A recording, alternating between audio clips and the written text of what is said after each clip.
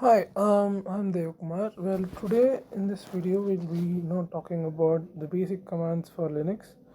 Very basic commands, and it's quite easy to run it in your terminal of your Linux or any Linux distros. It can be Ubuntu, Fedora, Kali, and etc. etc. etc.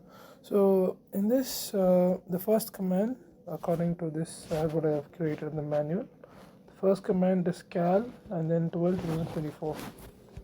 So basically it's nothing but it's a calendar. I'll explain what is this. So one second. So cal 12 2024. So basically this command is basically calling the calendar package in that the month will be 12th, which is December, and the year will be 2024. It will display the calendar with the date present right now. So right now the date is 8, which is Sunday, and yeah, that's it. That's a very simple command. So yeah. So the next command would be asking for date. See, normally when you type date, I'll show you. Normally when you type date, you will get this thing. So you'll get the day, the month, the date, the time, the which time zone we are in, and the year. But according to that parameter, we are gonna specify which details we need right now.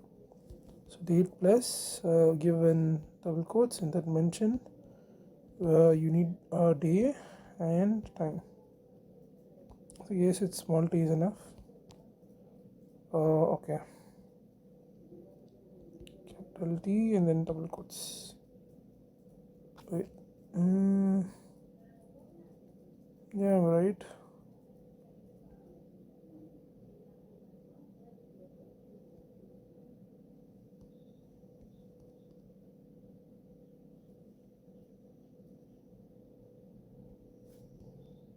Yeah, there you go.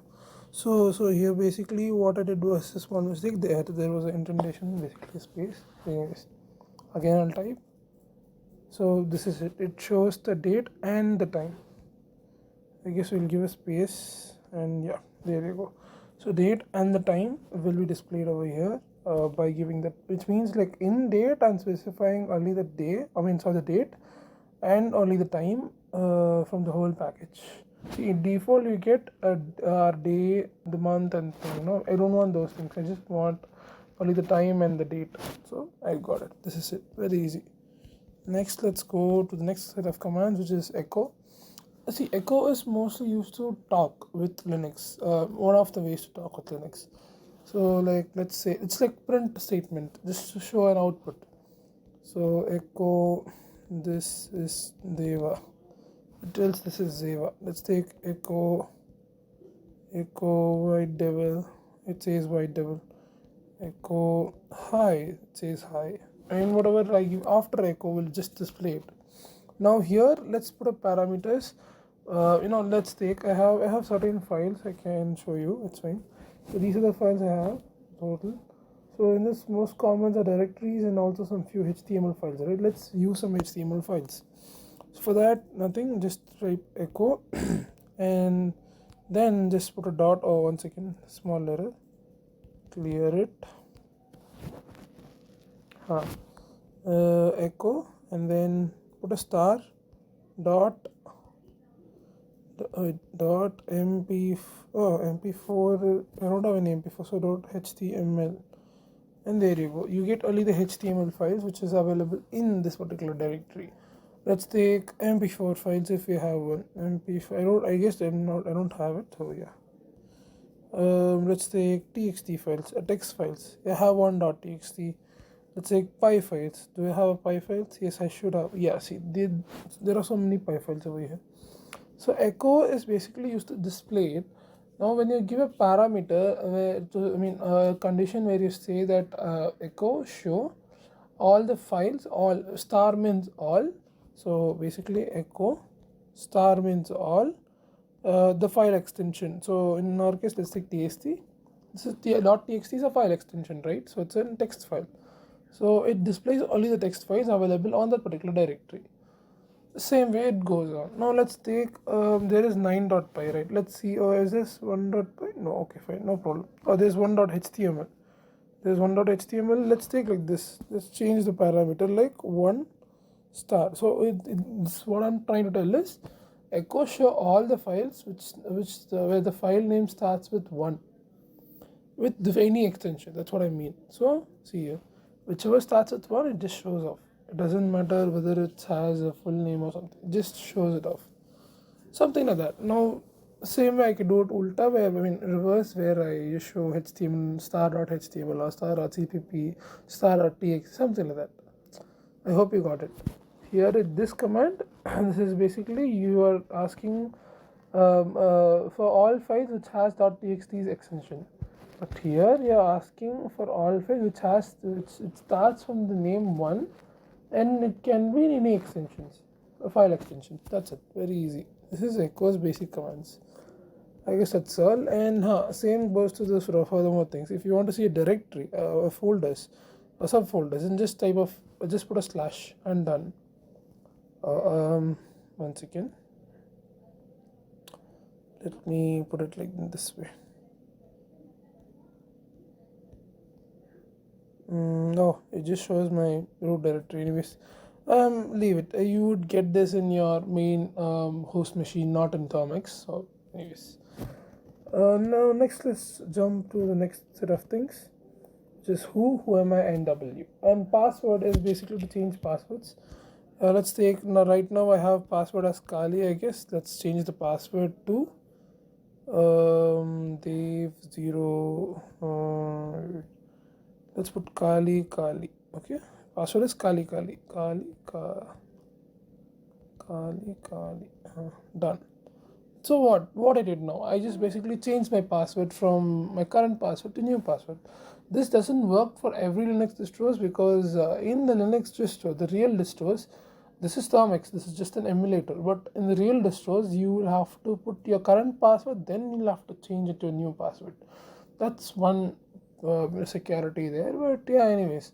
So now you saw in Thermix it works differently, but in Kali, the real machine, it works completely different. That's one thing. With password you can play with it, like sudo the username and then password. It won't work here. For that I need to run my NetHunter. One second. Yeah, now I'll put. So now I'll put password. Now it's basically a distro. I can show you. It asks for my current password, which is Kali. The next new password will be Kali, and then retyping the same password. Done. With this I can play like password. Wait, a super user do, sudo means super user do, the username and what type of function you have to run. I guess it won't run. Oh, it run. Kali. I'm sorry. It's sudo password for the username. Username is root. If you leave blank, it's normal user. So new password will be root. Done. Then I have changed my password of my root. So this is how you can play with passwords. This is called privilege escalation also, but yeah, anyways. So the next commands will be who am I, and W. Let's put first W. Let's see. So let's put it like this. I guess now you can see it. This is small. It's so tiny. Okay, this. I'm sorry. It's so tiny, so you can't see. I guess. So W shows which user is currently active. Who also does the same thing, but who am I shows which user is currently using it. So in my case, it's Kali. So let's take I'm changing my user from Kali to root. So I have to put my root password, which is root, and then I'll be escalated to root user.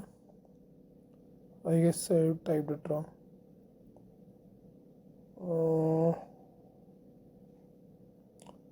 Okay, let it do it. I guess it's fine.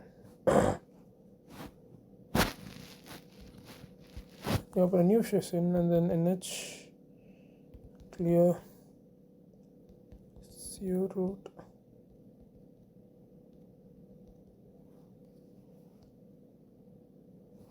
Tahan.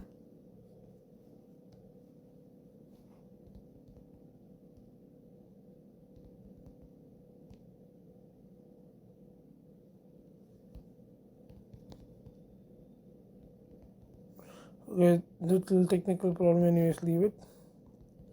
So basically, whoami tells which user is currently using it, who tells which users is right now active, and w tells the log of the whole users available over there. That's it, quite easy. Now let's come next. No, let's go to the next command, which is basically mkdir, make directory. Mkdir full form itself is make directory. So you're gonna make a directory. I'm gonna show you for now. So I have these many directories. So let's go to documents, just for temporary sake. There's no sub files in this. If you see properly, there's no sub files. I'm typing ls this files. There's no sub files, sub folders. So I'm gonna create a directory called college or clg. Okay, mkdir clg, which will create a directory called clg, and then I'm gonna go inside. You can see it over here. I am inside the directory, like, yeah, over here. This is document, this is home directory, and this is document directory, and then this is college directory. Done. So right now we are into the college directory. And same, let's go back and then let's create subfolders under college directory in a different directory. I mean, let's say in documents we have college, so let's put like mkdir college slash csc. The same goes for ISC, like this. There you go. And if I just go to college and type ls, you'll see two directories called CSC and ISC. Simple. What I did here was I created a directory under the directory called college, inside and subdirectory called as ISC. If college was not created, and if I would have given this command by not creating college, then my directory name itself will be like college slash ISC. So that's one mistake in Linux. But anyways, so now if you have seen, college was already there. So college slash ICSC and ISC. So it doesn't ask for you. It doesn't ask whether you need to create this as your name or something. It just does it. It just does it whatever you give it. So be careful when you play with Linux. Okay. And then the next step would be to create files, I guess. For here, according to the college, it's a C program, but now I'll be creating txt programs, I mean txt files. Okay, so touch is mostly used to create a blank file under a particular directory. So let's put 1.txt in the, one second, so I made a mistake. Move 1.txt, and yeah, what you're seeing right now is moving it. So I'm renaming it without using GUI. So I'm gonna rename this whole txy, the 1.txy file to 1.txt file.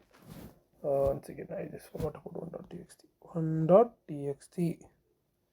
There you go. So now if I type ls, ls will have 1.txt. Nano is mostly like a text editor used for only terminal based editings. So hi, this is 1.txt.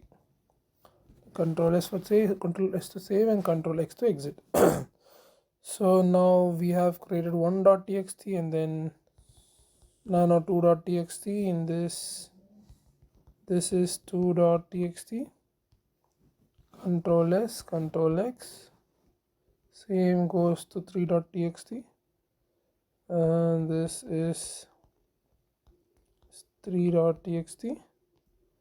Control S, Control X. That's it. So we have right now three files called 1.txt, 2.txt, and 3.txt. Now what? Now you gotta move it. You have two options basically. You can either move your files or you can copy the files. So what do I mean by move the files? Now, let's first move the files. Okay, let's first move the files. Clear. Okay. So let's first move these all three files. So just copy those file names. So here, still here, and then copy, move the specified file names under this folder, which is college. College is already created, so Linux will take it like, or Unix will take it like, these are the three files available. Yes, it's available. After that, what was the parameter? The college. So that's it. Send all this to the subfolder. If there is another file, it won't compress any file. It will just keep it. See, it should be in the same file extensions. So let's take there's a Python file and there's a txt file, and you have to send those these both file to another folder, not to one. You can't send it to a file. You can't send a file to a file, or you can't cut and paste file on a file. You can just cut a folder to a folder or a file to a folder, or you can just rename it. That's fine. That's the main thing. And now there is a folder called as college, so it verifies first whether there is a folder, something like that. If there is no folder, it checks for files. If there is a file, it takes as it's a file, and then goes on to the next, and then goes on to the next till it's 3.txt. When it comes to college, it verifies whether it's a file or a folder. When it's confirming it's a folder, it will move all the files to a folder. But if it confirms to be a file, then it will show you an error stating you have not mentioned the destination path. This is it. And then when I press enter, it just moves inside. See, there's no files right now. So if I go inside college, you can see that the files which I have mentioned is here. So now let's take wait 1 second, let me just take it back. Oh, let's copy. Instead of let's copy all the 3 files to my home directory, and that home is basically a tilde. Then giving a slash will indicate which folder next you're going to. Documents is where we saved, so documents, that's it. Now let me come back and then check. You'll see the files are here. Now copy, cp is basically copying. So if I go here and type ls, you will get the files over. So I have made a duplicate of the same file, and none of the files are corrupted. Now let's move these files to the subdirectories of college, which is IAC and CSC. I guess that's the next thing. No, okay, still there's more, but I'm going to teach you how to move it also. It's quite very easy. There's no hurry, there's no issues with that though. So just type move the files. Let's send the 1.txt to CSC. So just type college/CSC, and 1 second. Yeah, dude.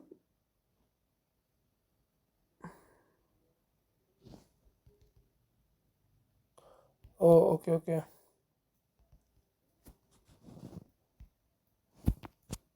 Done. So I have moved the 1.txt to college/CSC. So if we go here, you'll get, see, I am under CSC folder, and you get to see the 1.txt which I have moved. So this is it. It's very easy, right? It's very easy to move the files to come back to the same previous folder. It's very easy. It's not that tough. What else did I forget? Okay, I'm going to now let's transfer the 2.txt to IAC folder. So now it's quite simple. Just go to the same command which I have mentioned.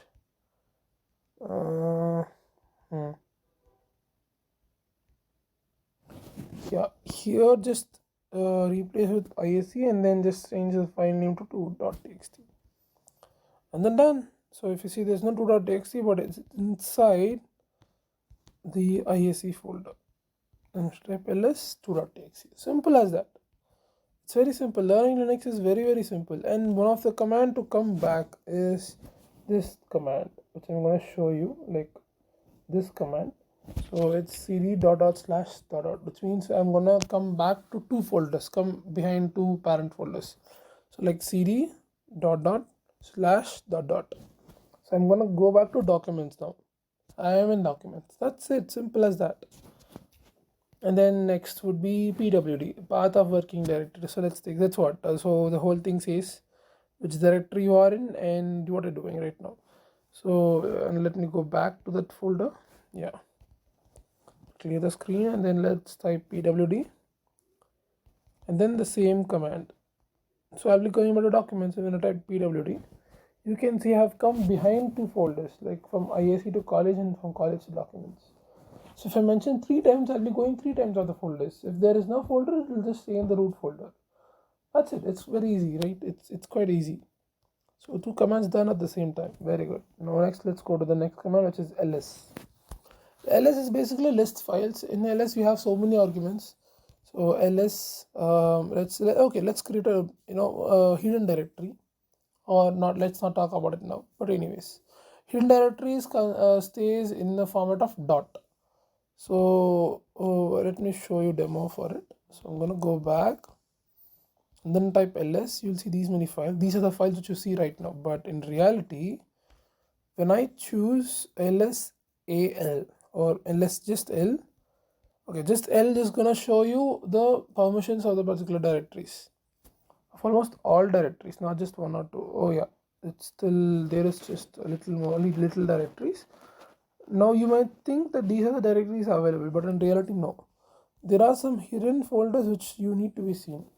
So for that you have to just give an argument -a, which means all. So when I type enter, you'll see so many directories under it. See, there is something like a dot directories under it. These are basically hidden directories, and when I type lsal together, then you can see these many directories and files are available on that particular home directory, and these all are hidden. They are they're not visible normally. You'll have to use all command to be visible. That's all. It's quite easy now. And lsc is basically showing the time lock of that particular file or directory created, at what time it got created and more. And coming to the permissions wala side, it's quite easy. R means read, W means write, X means execute. So if there is RWX is basically read, write, execute. In detail later I will be discussing. So don't worry about that. If time persists.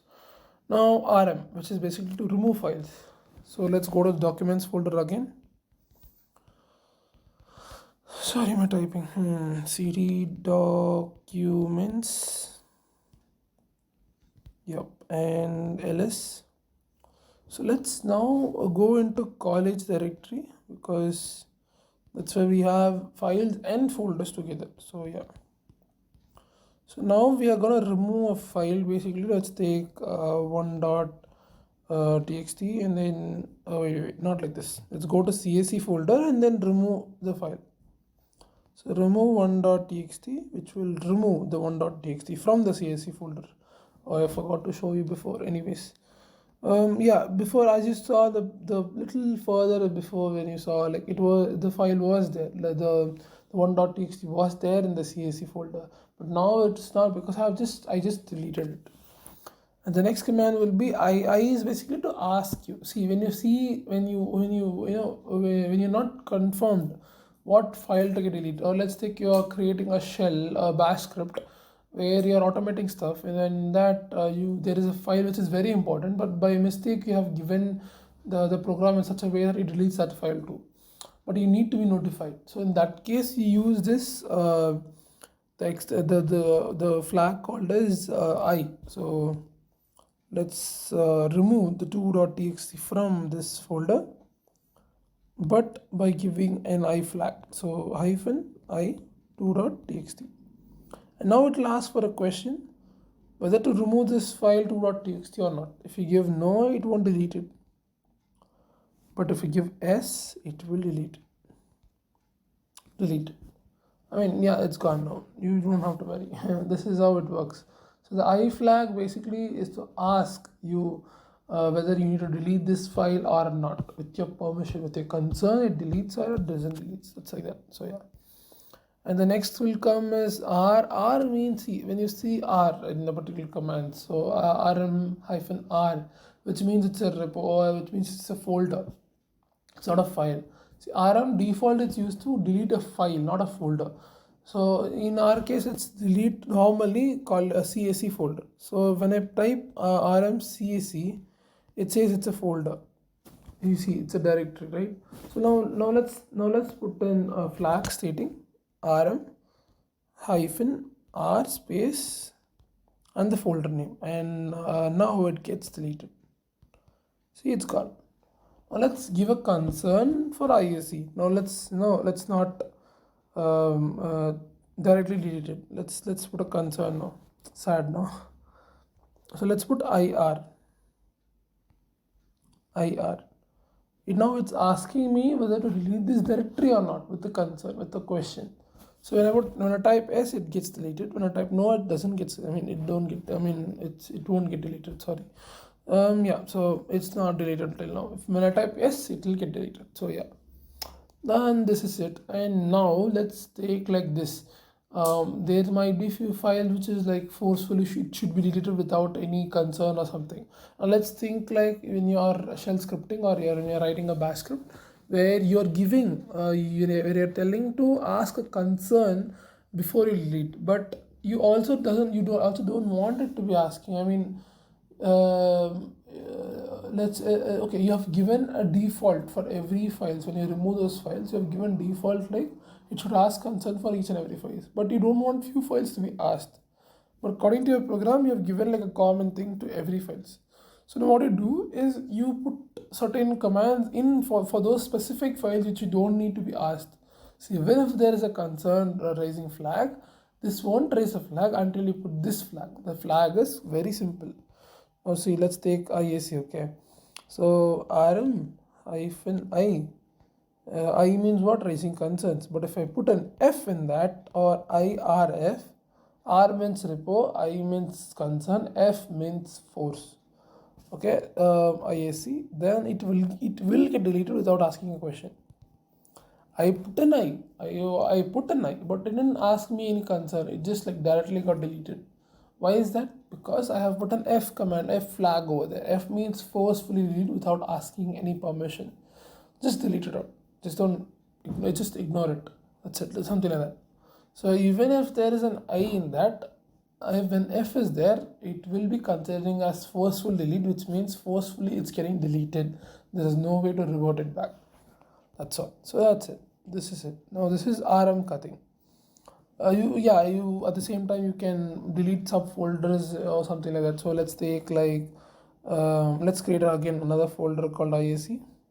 So IAC is again created, IAC is back. So let's go back to another folder. From here, let's delete an IAC folder. RM, once again, RM, okay, you can't see, sorry. RM college slash IAC, which means I'm going to delete IAC folder from the college, which is under college parent directory or college directory. When I type enter, okay, it says it's a directory. So what I have to do, I have to put an R flag. R means repo or a repository or a folder. And when I type enter, it will get deleted. So well, let's go to college. Sorry for this thing. See, it got deleted. Why? Because I've given the R flag over there. So yeah, this is it. This is how remove works. And cat is like kind of an echo kind of thing. So let's one second, sorry. So let's see 1.txt as a default thing. Hi, this is 1.txt. Now same go for 3 for txt. I mean 3txt, sorry. This is 3.txt. Now this is basic cat. Cat is used to see files, I mean just view files. View any of the file. It could be any file. And with grep it's more useful. You can search those few things also. So now let's choose cat. I mean I want to see the file on this particular folder, which is basically like, okay, let's come back. Let's see the 1.txt itself, but in a different way. Cat, one second, cat college slash 1.txt. Oh, sorry, that's not tz, it's txt. And see, same. It shows the same output which previously it showed. I mean, there's no difference because in college there should be a subfolder, sub file called as, or there should be a file called as 1.txt. If there is a file, then show me what's there in that. If not, just show me that there is no such file or directory. Simple as that. It's quite very easy to use these kind of commands. Now the last command which you see is to append a few details. Like let's take let's see again. So wait 1 second, let me clear this out. Yeah, so this is it. Hi, this is 1.txt. But when I put this and then put my file name 1.txt, it will append few details like hi, again, bye, see ya. That's it. And then enter. Control C to save. Now when I type cat than that particular folder, this will actually, okay, so nano1.txt. So see, this is basically appending one file, creating a file and then typing what should be inside it. So in my case, I've given hi again by Sia. So that's what it came. But yeah, in some cases, for in my Linux computer, I guess it will append the present file itself, but here it's not happening anyways. No problem, not a problem. I guess it will work in the future anyways. Or let's do like this for for a verification. Now let's append over here. Let's put hi by control S. Okay, done. Control C. Now let's see what's there inside that.